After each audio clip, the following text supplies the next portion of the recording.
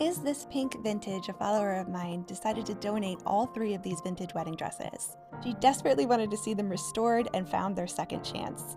Personally, I couldn't choose which one to start with, so I left it up to you guys to vote. And I'm so happy I did, because you guys didn't choose the one that I thought you would. The resounding vote was for dress number 3. It's from the 1940s and it's a slipper satin, with beautiful and delicate hand-beaded details. And it has a feature I think all of us fell in love with, which was this super long train. So let's jump into this one. The first step is to evaluate what kind of damage I'm working with. This one had a lot of miscellaneous stains, but the real trouble was on the inside of the gown. I think at one point it had been stored inside out, and I didn't want that surfacing. Also, there was some mending to be done with the hand-beaded details. With a needle, I went ahead and re-threaded these and tried to pull as many of them back through as I could. After I felt like most of them were secure, it was time to get washing. I had to be extra careful with this one because the threads were really thin that were holding onto these beads. So mostly I had to get it submerged, but to work fast.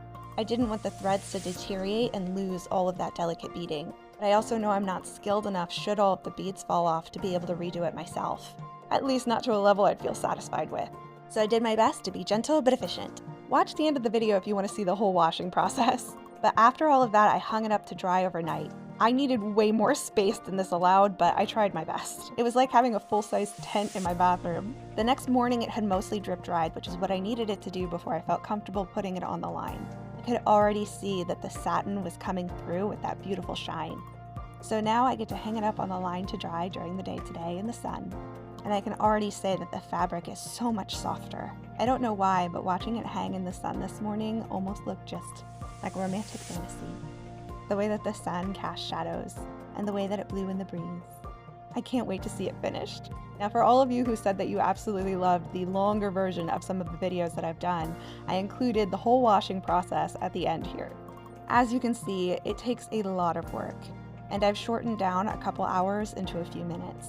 One thing is though, I love getting to do those live streams with you guys while I'm washing these dresses. So always feel free to tune in there. I think I washed this dress about 4 times in total, and I used a combination of Nellie's cleaning laundry sodas and OxiClean Bright Revive.